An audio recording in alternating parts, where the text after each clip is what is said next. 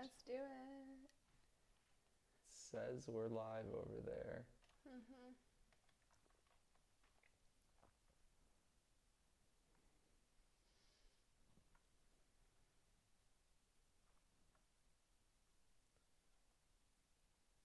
All right, we have everybody.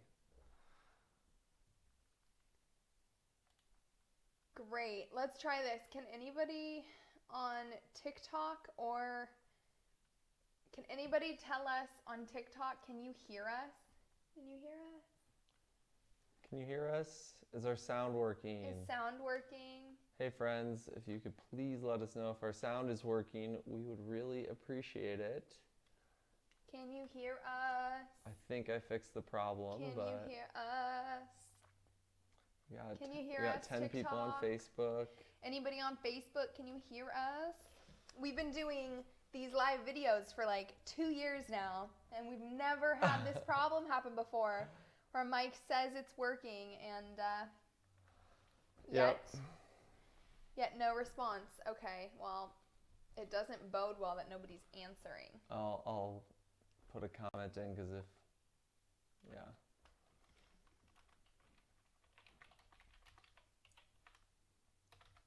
There's a first time for everything. 115 viewers on TikTok, probably watching us, not with any volume. I just hit end live. What? Nothing. Oh. Hey, they can hear us. Yay! Okay. Thank you, Sorry. Susan. Thank you, Susan. Thank you. Sorry for the delay. Thanks for answering on TikTok too. Appreciate you guys. Sorry for our delay. We've never had that happen before, but now, fear not. Now we're like experts at what we're about to say because we've already said all of our Taiwan stuff first. So let's launch right into it so we make sure not to overlap with anything else on the Jane Unchained Network. What are we talking about today? Today, episode 3 on Travel Talk Live, we are talking about our hidden gem destinations, and they're not places that you would think about traditionally. And that we're focusing mainly on where's the best places to eat vegan food, where can you get great plant food. Maybe they're vegan restaurants, maybe they're not. And then, of course, we do also care about other aspects of the city, but that's kind of the angle we're going at. Yeah, I wouldn't say that the list that I think about as being hidden gems is necessarily, like, only because of the vegan food. This really does have to do with kind of the whole place in general. The things that I'm considering when I'm ranking how amazing a place was to visit are, yes, definitely the food. How easy is it to get plant-based and veg-forward food? Because for vegans, that's obvious why we want that. And then for people who aren't vegan or aren't vegetarian, eating healthful and delicious food is so important for also being able to have enough energy to go out and do the things that you want to do and really adventure through the city enough. Yep. I also love great hiking. I like to be able to go outside and do fun, active stuff a lot. I like to be able to walk through cute downtown areas and be able to soak up a lot of the culture.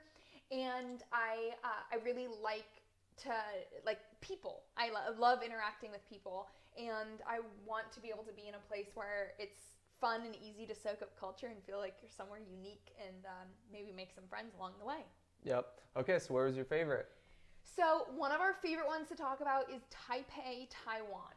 Now, we were only there for about a week. I wish that we had more time to spend there because it was such an exceptional experience. I could imagine us going back and spending maybe 2 or 3 months there to be able to explore outside of Taipei and enjoy more of the hiking and more of the fun food. It's just such a pleasant place to be. Everyone is so friendly. It's so easy to get around. A lot of English speakers, and so it just makes for a really pleasant time. That's and you don't feel rushed at all. Yeah. So pop over to our blog if you would, honey. I'm going to show you guys. I'm going to describe it for people who are listening later on the podcast. Awesome. Thanks, Danielle, for letting us know that it's working. This is our Taipei blog, our Taiwan blog. What you'll see when you get to this blog, there's a nut tea. There's a picture of me drinking a nut tea.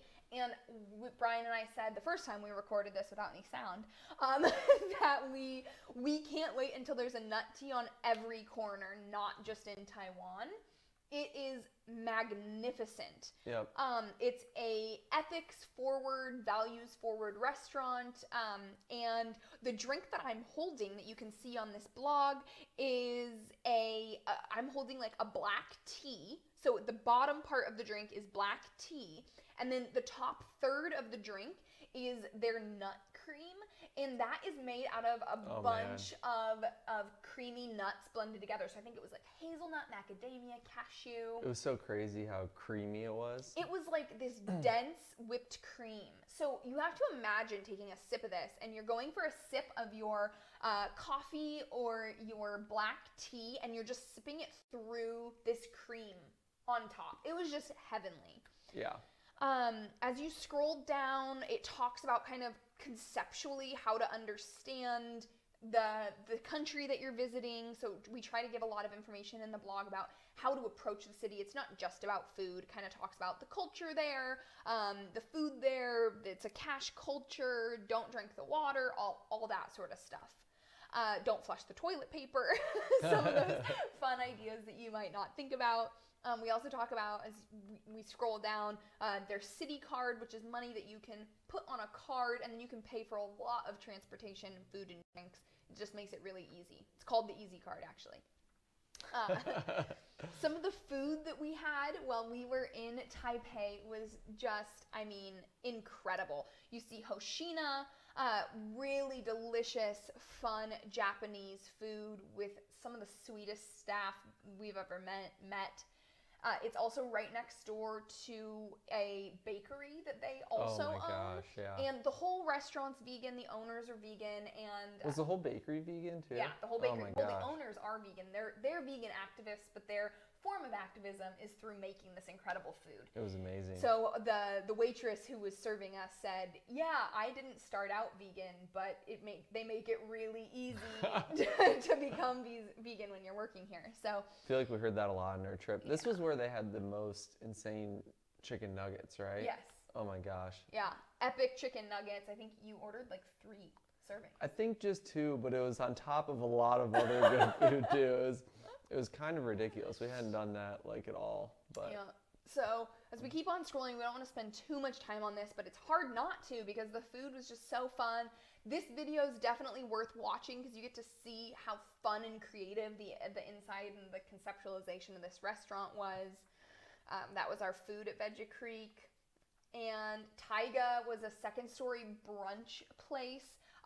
It's so epic and fun and cultural in that experience. It's so fun. Mianto is another really fun restaurant that they had this South African traditional food called bunny chow, and it's like a curry in a bread bowl. Thanks. Hi, Deborah. Thanks, Eunice. Thanks for letting us know. You can see pictures and videos of that food. There's a video of me drinking this bright purple pink nut tea. That was so fun. Love that place.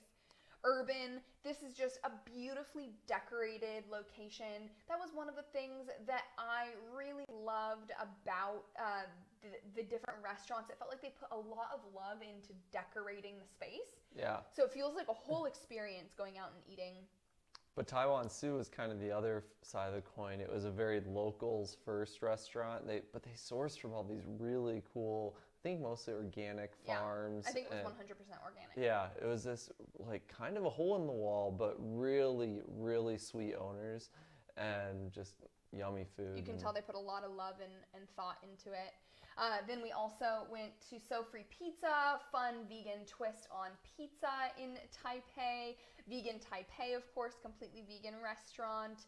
Yummy Vegan Home was so fun. It was about 30 minutes outside of Taipei. It was really fun. And then as you scroll down now that after, seeing all those videos about eating, we talk about different hikes that you can do and some really gorgeous places that we went during that trip. Yep. So that was one of our favorites. Of course, if you guys have questions about anything as we're going, we can see your comments, so don't hesitate to ask. We love to respond to that stuff. Yes, you're absolutely right that there's so many great tea places in Taiwan. So amazing. All right, next place. Yeah, let's see. Budapest.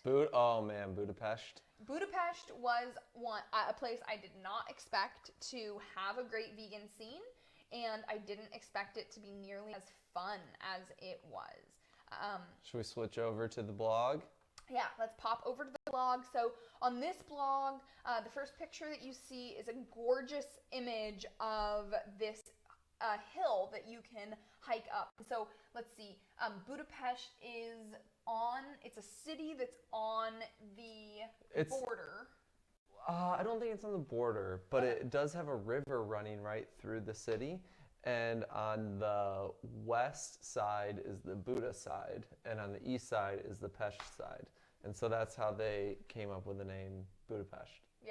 Right, and so this is the entry to a hike that you can do that's in Budapest, and we did that. Did we only do it once or did we do it twice? I think we did it twice, once from either side. As we continue scrolling down, we talk about the money that's used, how to get from place to place if you're doing a trip there, some really fun lodging options. We went to Vegan Garden in Budapest, and this is the world's first plant-based street food garden in the world. There actually should be a video up of this already, so I need to insert that into this blog, so that's really easy to find. It's definitely up on YouTube already, but these places are just amazing. Man, yeah, Vegan Garden is really unique. It's the old, maybe not only anymore, but it's definitely the first 100% vegan food truck courtyard. Yes, that's exactly right. So it was really neat, and then within that courtyard there was Christoph's Kitchen, and he's like a local foodie from that area. He's not so local. He's kind of all over world renowned. Yeah, he's in Tel Aviv. I forget where he is right now. I think they're in Greece. They're in Greece. I think that's right. He and his husband have cook amazing food and go on wild adventures. And we have an exceptional interview with him on YouTube that I'll make sure to add to the blog. Yeah, I guess when I meant local, I meant he's like the guy for vegan food in Budapest. Yep. So the vibe in Budapest was so fun. Oh, there's the interview with Christoph. That's worth watching. That was really fun. Las Vegans was another amazing food truck in Budapest. You could have that at Caravan Food Truck Garden or at Vegan Garden Budapest. And 100% vegan, of course, milkshakes and tots and nuggets and burgers and all that jazz. It's just a really fun and engaging city. There were so many fun things to do, and it's very lively. Free concerts at night and people to hang out with, and it was just such a blast. Oh man, and I feel like Matryoshka Kroshka is worth a mention. That was such a fun little restaurant there, kind of out indoor-outdoor environment. And we were meeting the owners and speaking with the owners, and they're she's Russian descent, right? From Russia. Yes, yeah. Right. So she's from Russia, and she had a very meat-forward restaurant. And she called it a steak and vodka restaurant. Yeah. Do you remember kind of what had her make the transition? Yeah, so she started doing self-defense. She started learning self-defense like martial arts, and she was doing it to be healthy and strong. And they started talking about nutrition while she was getting strong, and her coach said, well, you should really consider going plant-based for strength and for health. And she was like, no, that's wrong. I need meat to be strong. I'm Russian, vodka and steak. And her trainer was like, that's all right. Well, you asked me, so here's your information. And her restaurant was doing great, right? Her steak and vodka restaurant, well loved. People were always there. So yeah, I think really well loved. Really I think it was like one of the most successful restaurants in the whole city. Yep. And so she decided to transition. She did a lot of research, and she decided kind of overnight, I don't believe in it, and I'm going to switch and change everything up. And so... Yeah, she just completely closed that restaurant at the time. Everybody said she went crazy. They said she ended this really successful restaurant. She's changing her whole diet. She's gone crazy. She doesn't know what she's doing. And so she kind of was like, that's all right. I'll just educate the people that I can. She said her children now are vegan. Her partner's now vegan. And she has the kind of her biggest skeptics from who used to come to her steak and vodka restaurant are now coming to her new restaurant and telling her that they've converted. So yeah, so cool. That's just she was a fun woman, and it's just a fun story. Yeah. So really spectacular. I think there are a few more places that are probably worth mentioning. Yeah, of course.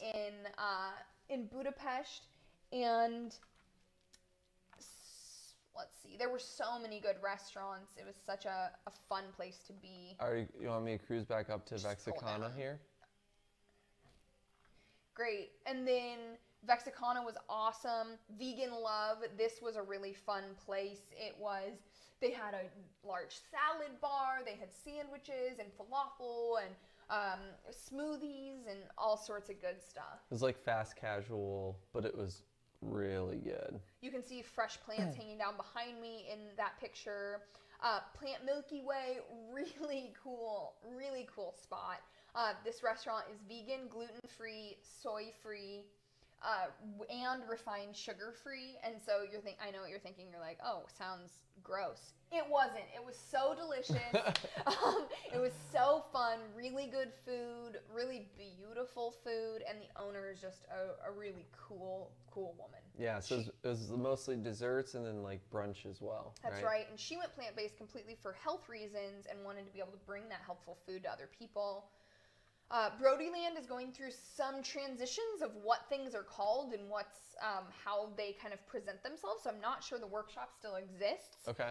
But that was a really cool place to grab food. And Juna Pops is beautiful. They're vegan. They have fruit pops and acai bowls, yep, I think. Acai bowls. Oh my gosh, there's just too many places. Right? We were lucky to be there when it was hot out. And so we had a lot of ice cream and cold pops. So this was Gelato Rosa. They have a completely vegan area for their ice cream. So that was really fun. Lavandula was a craft ice cream shop, and they had lots of vegan options. Yeah, it was like really floral flavors, which was lavender ice cream. Really unique. Yep. And then, of course, we have more fun things to do while you're there. Yep. Too many good stuff. Right. Too much good stuff. Too much good stuff. Too many good stuff. That's not how you say things. Yep.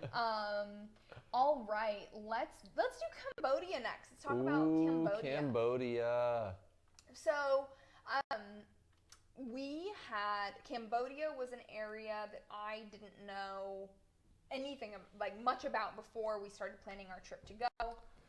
Yeah, I'd never been to Cambodia either, but I'd heard so much about Angkor Wat. Yeah. And so that was the main thing that we were going to Cambodia for. But Siem Reap, the town near Angkor Wat and a bunch of other really, really, really beautiful temples, it's such a party town. Yeah. It's just like a lot of backpackers and just a lot of fun energy. And so we were there for almost a week and did some cool things and had some great food. I would have loved to stay longer. Some fun, just kind of off the top notes about Cambodia. You don't drink the water and you don't flush the toilet paper, but you can get $9 massages for 90 minutes that are like amazing. Yeah, $1 every 10 minutes is pretty great. Yeah, and these are like Thai massages or like very deep tissue where they're moving your whole body around, and they're like really working your body out, and for such an exceptional price. It's just what a fun treat. Yeah. We got the chance to stay at Baby Elephant Boutique? Yeah, great. Let's show them. For people who are listening to the podcast, we're now hopping over to the blog, forgoodnesssakes.com/vegan voyage Cambodia. And a baby elephant is really exceptional. We have a whole interview on the blog and on YouTube that I highly recommend checking out if you want to see some really, really inspirational people. They have an awesome vegan menu at Baby Elephant, and their next door hotel, their sister hotel that is the building right next door, is going to have, their kitchen is going to be 100%. It is. It's open. It's fully running, and it's, the whole hostel. Amazing. Like Baby Elephant is more of a hotel style, B&B style.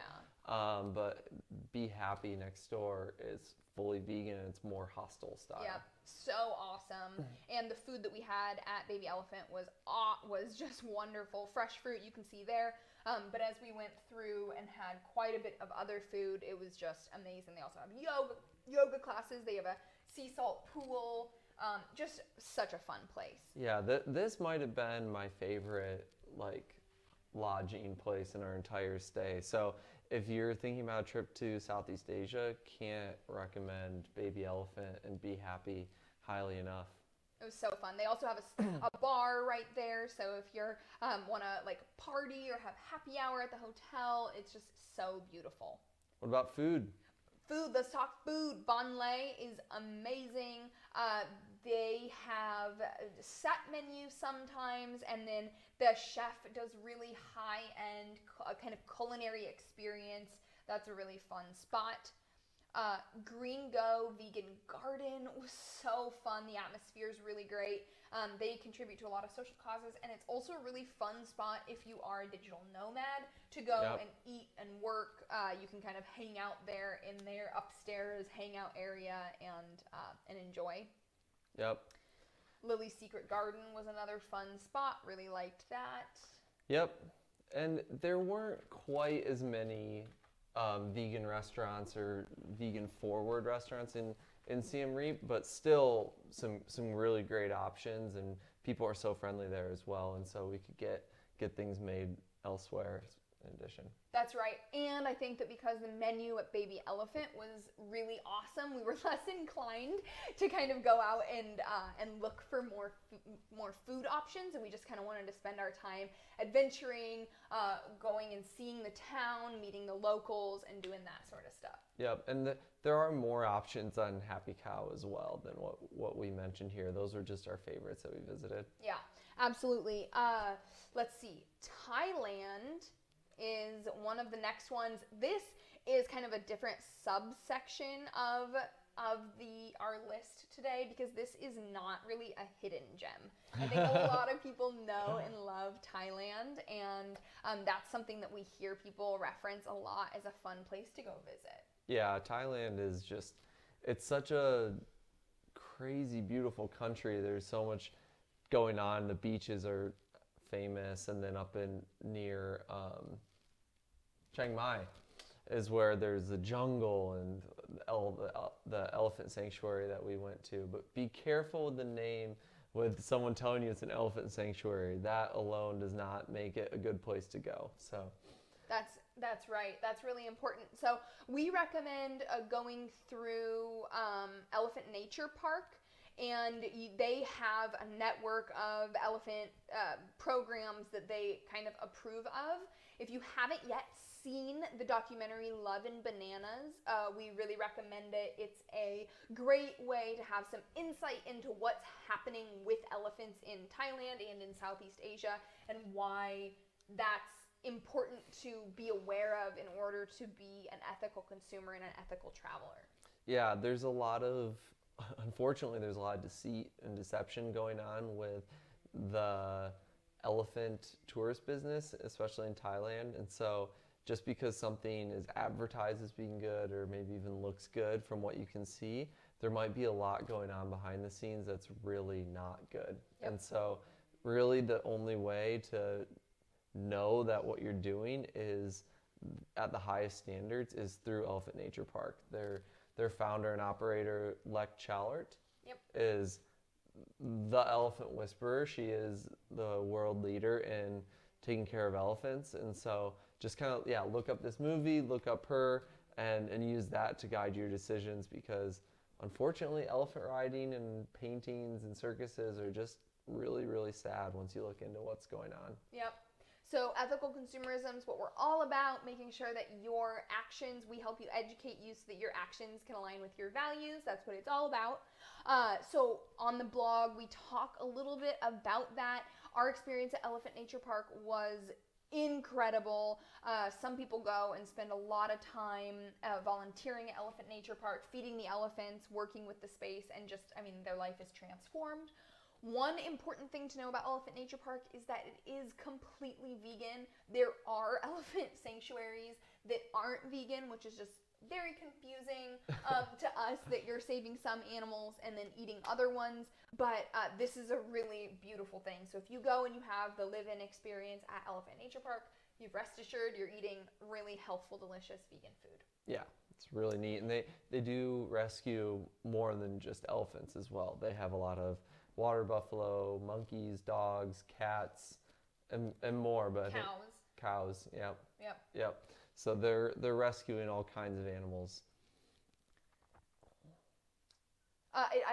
The Thailand information, it does have a lot of good information about inexpensive Thai massage and about what to wear that's appropriate for you can scroll down a little bit. What's appropriate for wearing in temples. This video is really fun. You can see a fast food restaurant called Munchie's Vegan. That's a really fun place. Of course, 100% vegan. It's in the name. So that was really fun. We also had the exceptional experience of going to Amayen's Sanctuary, which is a vegan yoga retreat. Oh, man. And that was Amayen was so nice. It was just heavenly. It was so wonderful. We have elephant stories in here. This blog is just rich with information about Thailand. And Amayen Vegan Yoga Retreat, we had, I think there were 2 yoga classes a day, along with meditation, beautiful area to bike ride and hike, like exceptional lodging. The rooms are so beautiful. Yep. There's a pool to swim in. That was just such a peaceful place. They also have cooking classes with organic, healthful food. I just love Amayen. Yeah, that food was really good. Yep. Too. And we did some bike riding and went into the town a little bit as well. Yep. So fun. Again, if you guys have any questions, we can see your comments, so don't hesitate to ask them, to comment along. Not only will we take that and answer them right now if we can, but we'd also love your feedback for what you'd like to see more of in the future. We've got such a wide amount of knowledge that we'd love to share with you guys. So tell us what you want to hear more of, and that will help us give you what you need. The last 2 places I just want to mention really quick. We'll probably wrap up in the next 5 minutes, but the 2 last places I wanted to mention are also not hidden gems. They're well known and loved, but Japan and Iceland. Oh gosh, where to start with those? I mean, Japan is such an impressive country. There's so much going on. There's so much culture. There's so much to see, and there's so much to do. That being said, it hasn't been very westernized in a lot of ways. It's very Japanese, which is a great thing, but it also makes it a little bit harder to maybe adapt if you're coming from America or Europe or something like that. So we found it to be a little bit challenging to eat in Japan, and I think that was mainly because labels were really hard to read. What was it about the labels and the requirements and kind of the hiccups that we ran into? Yeah, so one of the really strange things, well, there are 2 strange things when it comes to labeling food in Japan. One is that if you cook tofu in chicken broth, you only need to say it has tofu in it. You don't have to say it was tofu in chicken broth. So it's really unclear from reading labels what you're actually eating. You kind of need somebody who really understands the culture of food labeling to be able to help you figure that out. And another really strange one was the sugar produced there is ground with animal bones, and that's just kind of how it's done, and that's also something that's not labeled.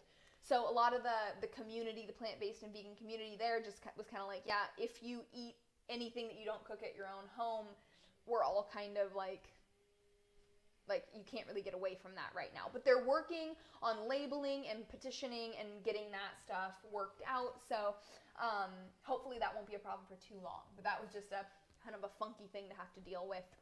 We did make a couple of mistakes where we thought we were buying something that was fine. There are these little triangle rice snacks. Packets. Pockets. And they're often really good. They're stuffed with like a tangy ginger or I forget. I mean, a lot of times it's meat. But a lot of times it's meat. And so one of them said it was vegetable, and poor Brian took a bite of it, and it was not. It wasn't vegetable. So that's the other common thing in Japan is that it will say that, hey, this is a vegetable dish. But what that means is that there are vegetables in it. It doesn't mean that there aren't animal products in it, which is kind of how we're used to reading food. Right. So that's something to be careful for. Just, we mentioned the travel tips episode, like to bring a printout of in the native language of wherever you're visiting, kind of what you can't eat, and hand that to people. So that would probably be helpful at restaurants. But in general, Japan is magnificent. The trains are awesome. The culture's so interesting. I loved everywhere that we went. The hiking was extraordinary.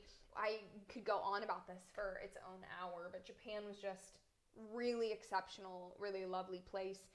Iceland also exceptional. People know it. They talk about it. They love it. So we don't have to tell you that much more. There's a large plant-based community. There's great vegan food. There's unique vegan food that I haven't seen anywhere else, like this textured protein called oomph. And it was really good. It's like a shredded chicken that they put on everything. Salads and burgers and pizza. And it's so good. And that's the only place I've seen it. Yeah. I don't know why. Really fun lodging. The people are nice. It's easy to figure out what to do and what things mean. It's just a very like high-end country. Yeah. Everything's nice and it makes sense, and the air is super clean. It's actually one of the places with some of the cleanest air, not just from pollution, but also from plants. It just doesn't have as much stuff. So people who have allergies, I don't usually have allergies, but I noticed myself that my lungs kind of always felt like I had just gone for a run. So I was like, oh, I got so much oxygen in my body. They also had greenhouses. So we ate a meal in a tomato greenhouse, and pretty much all they served was tomato soup and bread, and it was phenomenal. Yeah, totally phenomenal. So that's what we're wrapping up this episode. Next episode, we're going to be talking about how to plan your best trip. And so that's going to look like what sort of research, what to research for a new country or city you're going to, how to get visas, what sort of medicine you might need, how to cache maps and why that's useful, strategizing for gear to buy for a place, tools for finding food. So it's going to be an information-rich next episode. And of course, all the information I'm just going to send you straight to my blog. Just kidding. That's not what it is. It's lots of other stuff. And we are doing Travel Talk live every Friday at 2 p.m. Reach out to us. You can connect with us on Instagram, Facebook, and YouTube at For Goodness Sakes. And that's spelled F-O-R, goodness, and then a play on my name. So S-E-Y-K-S. And let us know what more you'd like to see, what you'd like to see in the next episodes, and we'll talk to you guys then. Perfect. Bye, everybody. Bye. Gonna end Facebook a second later because I don't know if it'll end when I click it or. Yeah.